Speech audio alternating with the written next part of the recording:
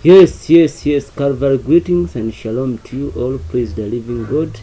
Balamusizaako mena mulimu erisinga amanya gonna erya Mukama Yesu omwana wa Katonda omulamu amanya n'eddoboozi Brian Makason. Nebaza Katonda kulwammwe mwenna ewaawo abasharinze n'emikwano gyammwe nammwe ababuuziza ebibuuzo ate nammwe abayimiridde naffe mu ssaala ate nammwe abayimiridde naffe ewaawo okutusponsoringa n'ekyo ekitono ky'osobola okusobola okutusupportinga okusobola okulaba nga ate oba oliawo tweyongera okutambula.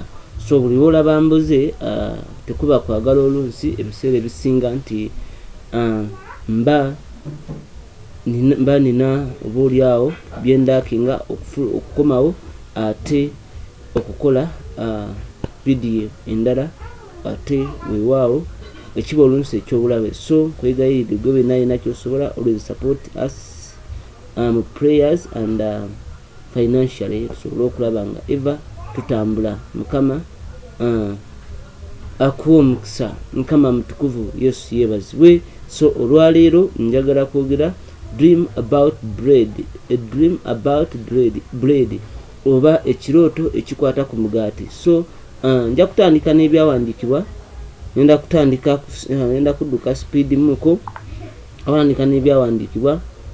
Njagala okusoma ebyawandiikibwa bibiri okusooka nga sinaba kweyongerayo. Bayibuli egamba etya Bayibuli egamba etya mu Hebrews oba Abebbulaniya 4:12 Abebbulaniya 4:12 nti kubanga ekigambo kya Katonda kiramu era kikozi era Mukama yeebazibwe kisala okusinga buli kitala kyonna eky'obwogi obubiri era kiyitamu n'okwawula ne kyawula obulamu n'omwoyo ennyingo n'obusomyo era kyangu okwawula okulowooza n'okufumiitiriza okw'omu mutima. Mukama yeebazibwe. Ekitegeeza tuli kuyiga engeri y'okuvvuunula ebirooto kyekisooka. Ako kamu ku bubonero obutulaga nti ekigambo kya Katonda for example katandike bwe nti ekigambo kya Katonda wandiika weewaawo omugaati gutegeeza ekigambo kya Katonda. Lwaki omugaati gutegeeza ekigambo kya Katonda? Katulabe Bayibuli eyogera etya. Yokaana 6:5 atugamba atya? Yokaana 6:5 bwati bwayogera. Yokaana 6:5 Yokaana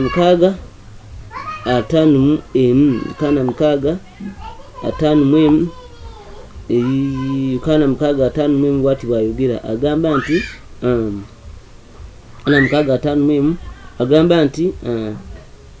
Yokaana 6:5 agamba nti nze mmere ennamu eyava mu ggulu. Omuntu bw'alya ku mmere eno aliba mulamu emirembe n'emirembe, era emmere gye ndigaba gwe mubiri gwange. Haleluya. Ogw'obulamu obutagwawo. So ye mmere ey'obulamu. Tukirabye nti ye mmere ey'obulamu ate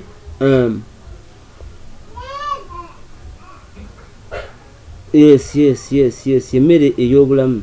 So ate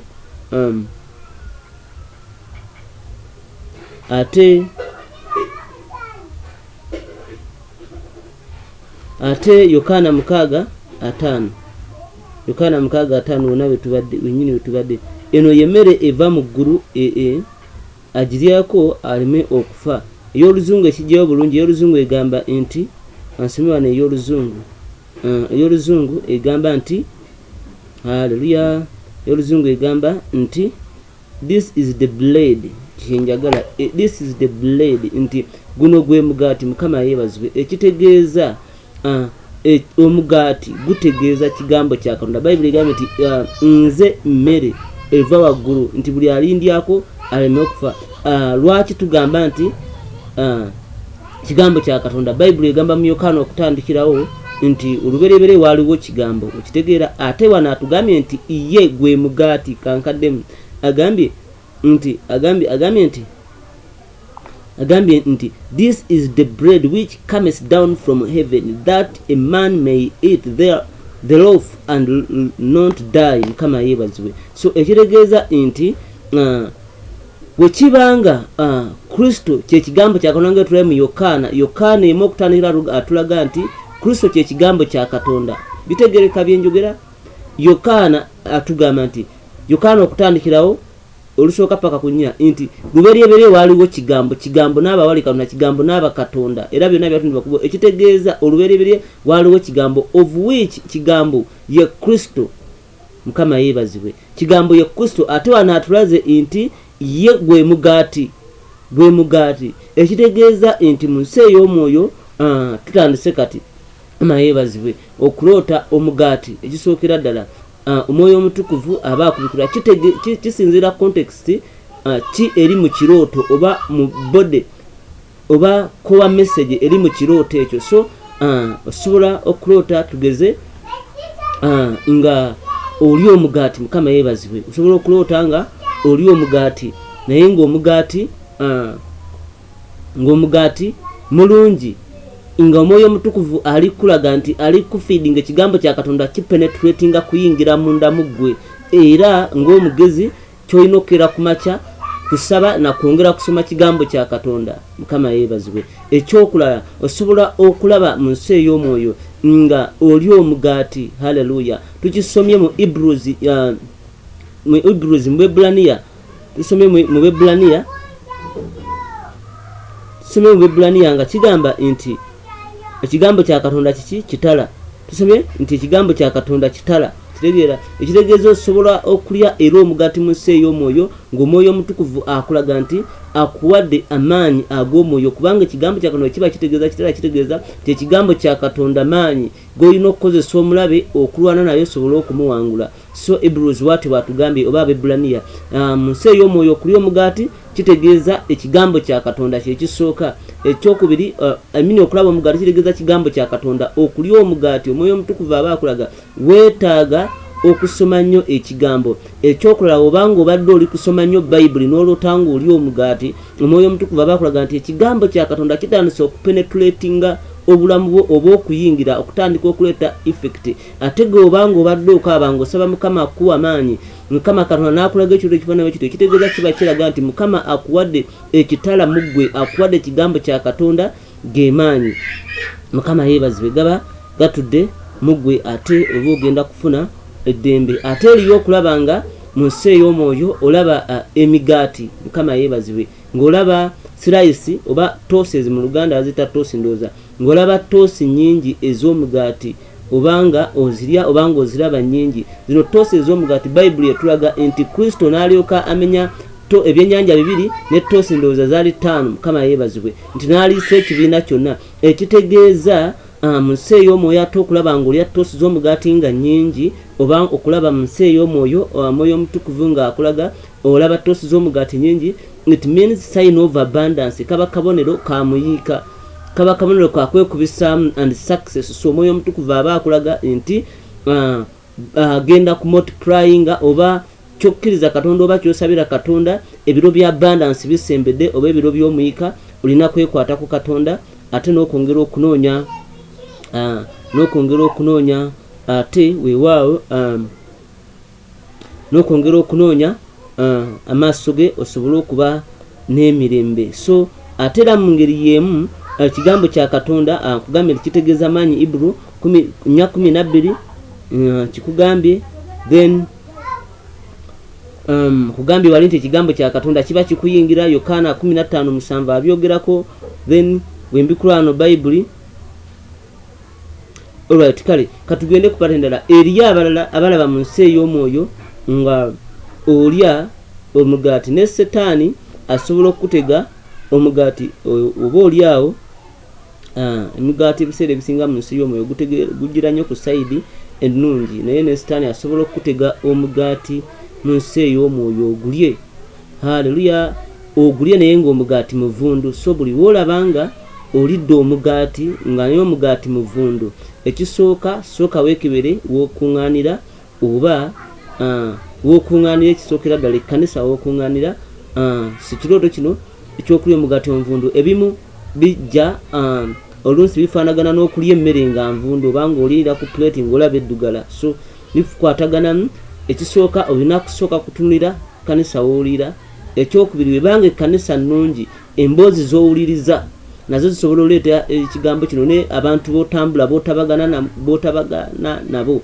Sikugambye nti dduka mu kkanisa naye tuula obeere n'omwoyo w'amagezi okusensinga wasuze oyogera biki wasibye mu mboozi ki. So osobola okuloda ekirooto kino olw'oluvannyuma lw'okunyumya ebiboozi ebitakwatagana n'abantu ebitakuzimba mu nsi ya mwoyo n'omaliriza ng'ofunye ekirooto ekifaanana bwe kiti ng'oli kulya emigaati envundu ng'omwoyo omutukuvu ali kulaga nti emmere gye wasuze oli oba bye walidde bibi biyingira mu ggwe biri kwonoona weewaawo omuntu wo wa munda. Ate era kisobola okutegeeza ng'olidde emigaati envundu eddogo nga wagenze okulya tugeze wagenze n'olya mu baneiba oba n'ogenda n'olya mu nnyimbe ne mu balongo n'ebirala mwoyo omutukuvu n'akulaga nti walidde emmere emponge era egenda kuleeta obuzibu eri omwoyo wo. So ne sitaani akozesa nnyo ebirooto ebyo era weegendereze nnyo emigaati egyo emivundu.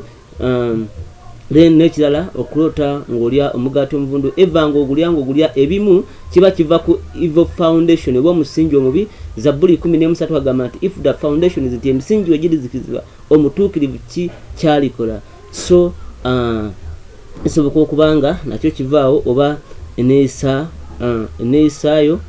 So nkusabira mu linnya erya Yesu obeere wa ddembe. Kati eriyo okuloota nga okola emigaati kaba kabonero akalaga obuwanguzi n'amagoba. Okuloota nga okola emigaati obuwanguzi n'amagoba. So then omugaati ogwa white, okuloota omugaati ogwa white oba okuloota nga oli omugaati ogwa white ennyo, so gutegeeza kigambo kya Katonda. White color etegeeza butuukirivu. So utegeeza kigambo kya Katonda. Ate era Mukama abaakulaga nti akuwadde amaanyi oba ekigambo kya Katonda okugenda okubuulira enjiri ate owangula emyoyo ng'ogireeta maaso ga Katonda. So okulya omugaati kugambye oba olisamu kiba kigambo kya Katonda oba oli kulisa mwoyo gwo oba oli kuzibwamu maanyi eri ababa banafuna olutanga oli omugaati ng'omwoyo omutukuvu ali kuzza maanyi mu ndaayo. So ng'ali kuzza maanyi oddemu oyimuke ng'ali kuwa binywa bino eby'omwoyo embava okuddamu okuyimirira ku bigere. So omugaati omulungi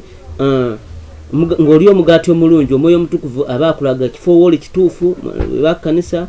So ate era aba akulaga nti emmere gy'olya namu. Ate era aba akulaga nti weekumire omutukuvu n'obutuukirivu weewala ekibi owone ate ebiralala. So ate omugaati ogubuguma. So banga olaba oli omugaati ogwokya. So omwoyo omutukuvu era abalina obubaka bwakulaga bate simu omwoyo omutukuvu abalina ate obubonero bwakulaga. Ate okugula omugaati mu nsi ey'omwoyo okugula kulungi naye si kulungi nnyo. So jjukira oba okwata ssente zo okuziteeka kisinzira wa woogula. Obanga ogula ku bantu b'otomanyi obasanze mu kkubo kiba si kirungi. Omwoyo omutukuvu aba akulaga okuprotectinga ekitiibwa kyo oba yo anointing kifaanagana ng'okulyera mu kkubo. So kitegeeza nti ogenda ekiri ku bulamu bwo oba ekyomuwendo ky'olina ogenda okiteekateeka. Era kino kisobola okujenye eri abantu abatambula mu makanisa, kanisa eno kanisa eno. So ebifaananawo ebityo. Ate okuloota nga ogaba n'omugaati kitegeeza okusharinga oba okwesitendinga omukwano gwa Kristo. Ate era weewaawo n'okubuulira enjiri. Era okusharinga omukwano gwa Kristo kitegeeza kubuulira enjiri mu linnya erya Yesu Mukama mwesigwa. So ate okuloota nga bakuwa omugaati omwoyo omutukuvu aba akulaga nti endaayo oba ensi ey'omwoyo oli muyala oyaayaana okufuna ekigambo kya Katonda. So abamu kituufu oba oyaayaana oba abalala ng'olyawo tokyabitegeera Mukama n'akulaga nti weetaaga ekigambo kya Katonda, weetaaga okusoma Bayibuli ate n'okubaako ebirala. Ate era kisooka okujjera kino ekirooto ng'olina by'obadde osaba mwoyo omutukuvu n'akikulaga nga kiraga nti okkiriziddwa naddala nga omugaati mulungi nti okusaba kwo kukkiriziddwa. Haleluya kama mutukuvu. So kirungi nnyo. Ate okuloota nga otunda emigaati oli kukuba otunda emigaati. So this is a sign of backwardness and retrogression. Kabonero kakudda mabega n'okukakkanyizibwa. So kuba ng'otunda emigaati. So Mukama akutaase mu linnya erya Yesu Omwana wa Katonda omulamu. kirooto ki ekirala? Bread and butter, kulooto omugaati nga kuliko bread and butter, omwoyo omutukuvu abakulaga noonya obwakabaka bwa Katonda okusooka n'ebirala bijja kwongerwako. So n'obutuukirivu byonna byoba onoonya, so obugagga byonna biba bijja kusanga. Neri omugaati omumyufu ng'ogeddeko, so era okuloota omugaati so omumyufu omuvundu, okuloota omugaati omuvundu kisoboka okujja ekirooto kino ng'omuntu ojjudde nnyo obutakkiriza, unbelief, ng'obuusabuusa nnyo, obuusabuusa tokkiriza, so ng'olina ebirowoozo bingi, omwoyo omutukuvu ng'akulaga nti oyingiza ebifu mundaayo. So awo nawo tebiba birungi. Ate okuloota ng'oli obukunkumuka bw'omugaati kaba kabonero mu nsi y'omwoyo akakulaga nti obulokole bwo butono, tonnaba kunnyikira kigambo, era obeera mu bulamu obw'okweyiya naddala mu nsi ey'omwoyo nti olonderera bukunkumuka. Ate era kategeeza spirit of lack, era spirit of lack oba olina okusaba Mukama ayongere okukuggulira, Mukama akwe omukisa. So ate okuloota omugaati nga gutukula bulungi nnyo, obanga oli omugaati it means nga gutukula bulungi, obanga ogulaba gutukula, Mukama aba akulaga kabonero ka butukuvu kubeera bwa ddala, ate era n'obulokozi eri obulamu bwo. So Mukama akuwe omukisa. Njagala okulaga ebimu ku bireeta emigaati naddala emivundu, ng'oli emigaati emivundu mu bulamu bwo oba emigaati emibi. Egimu ku nsonga lwaki oli emigaati emibi, waliwo kye bayita obusamize, oba ng'akulira mu nnyumba ey'obusamize, bifaanana bwe bityo. Ennyumba ejjudde obubi, obukyamu oba okusinza ebifaananyi. So then eriyo ndaba wano Zabbuli 27:3 osobola okusomayo, na Isaiah 49:26. So eriyo ne kye bayita omubi ng'ayagala kumalawo kuleeta ndwadde gy'oli. So eriyo ekirooto ekyo ekijjanga buli kibi otambula bulungi na buli kimu, naye nga sitaani ayagala kuleeta ndwadde gy'oli. Abamu bamala obbiroota ne balwala endwadde, olubuto ne lukuluma, oba n'otandika ofuna ebirwadde by'otategeera oluvannyuma. So egyo giba mizimu egyagala okuleeta obulwadde n'okumaliriza obulamu bwo okukutta. So then ekirala ababbi b'omwoyo, then ebibba omwoyo, so nabyo bisobola okuleeta ekirooto ekyo mundaayo. N'emikono gy'omubi. So kale weebale ebintu ebyo. Okutambuza emigaati kibi, okutambuza emigaati si kirungi. So obanga ogitambuza ng'ogigaba nga abantu basanyufu nga n'ekifo kitegeerekeka, kisobola okulaga enjiri. So oluganda mugaati gwo sobola kweyongerayo nnyo okujjako okuyamba gwe abadde aloota ebirooto bino. Kiki olina okukola? Ekisooka olina okutegeera nti mu Yesu Mukama olina okulwanira entalo. Ekisookera ddala gwe atannalokoka kkiriza Kristo olokokwe, kubanga ne wobiroota ng'oli emigaati emibi tosobola, ne oligenda wabalogo tosobola kutaasa kuva mu ekyo. Weetaaga kulokoka, weetaaga omukono gwa Katonda. Gwe yalokoka kkiriza Yesu nti weewaawo ye Mukama, era osabe okkirize Katonda, otambire mu butukuvu n'obutuukirivu. Then so kozesanga omusaayi gwa Yesu mu kusaba, take Holy Communion, funa Holy Communion, saba deliverance prayers muzimanyi. Tomala galya, ogenze kulumba, oli ogenze mu kuziiko, oli ogenze mu kwalola abafu, oli eyo nomale galya, no. So tomala galya, weegendereze n'emikwano n'abantu. Eyo nayo point ndala, ogendereze abantu n'emikwano b'omala nabo obudde obusinga. So kyekyo mulinnya Yesu, Mukama akuwa omukisa. Otherwise beeyanziza, Mukama abawe omukisa. Kitiibwa n'ettendo tukiddiza Mukama. Kati batannalokoka,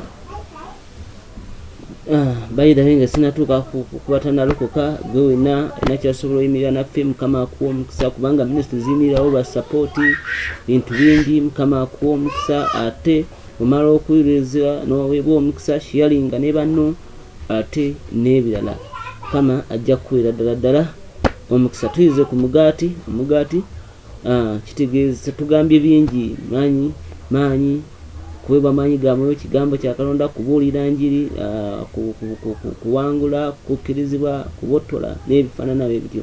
Binyonyodde okusinziira engeri gye biri, naye ne bino bikulu nnyo okumanya wemaze okuloota omugaati nzuukusa empulira ntya eriyo oguloota nga ozuukusa omenyesemenyesa olira oyagala kusesema olira tobitegeera, so tosobola kugamba nti bangamba omugaati mulungi n'osanyuka. So eyo naye embeera erina kyeraga ne kyematalinga. So kama akuwa omukisa. Otherwise sharing agabana n'abalala, buuza ekibuuzo kyonna kyoyagala. Kale katusabe. Omutukuvu w'eggulu n'ensi mu linnya erya Mukama waffe Yesu Omwana wa Katonda omulamu, njagala okwebaza Katonda w'amawanga, njagala okugulumiza omutukuvu wa Yesu ku lw'olwaleero. Taata sisinkana abantu bo omwoyo omutukuvu n'abawuliriza n'ababasponsoringa obuweereza buno Gate of Heaven Ministries International ne wano wennyini YouTube channel, bawo omukisa mu nsi ey'omwoyo n'ensi ey'omubiri, balwanira entalo baziwangule, bayiseewo n'abaana b'ewaka bonna mbataayika mu mikono gyo yonna amawanga gye bali n'abali ewaka, babiikeko n'omusaayi gwe gwayika ku musaalaba Gologoosa mu linnya erya Mukama waffe Yesu Kristo nsabidde n'okwebaza. Gwe atannalokoka eno y'essaawa gamba Yesu kwebaza olwaleero olw'ekisa kyo n'obulungi bwo, olw'omukwano gwo n'okwagala kwo. Nkuyita leero yingira mu bulamu bwange, weewaawo mpe obulamu obutaggwaawo n'omukisa, neeyagalanga emirembe gyonna mu linnya erisinga erya Mukama waffe Yesu Omwana wa Katonda omulamu. Amina and amen and shalom to you. Be thou blessed, be ye blessed in the mighty name of Jesus Christ, the Son of living God. Bebo omukisa bano omukisa olubeerera siba kya Mukama kikwakire n'ennyumba ya Katonda olwawo ebeerenga ennyumba yo mu linnya erya Yesu Omwana wa Katonda omulamu. Ankulekera oluyimba luno ng'atebe nkusibula.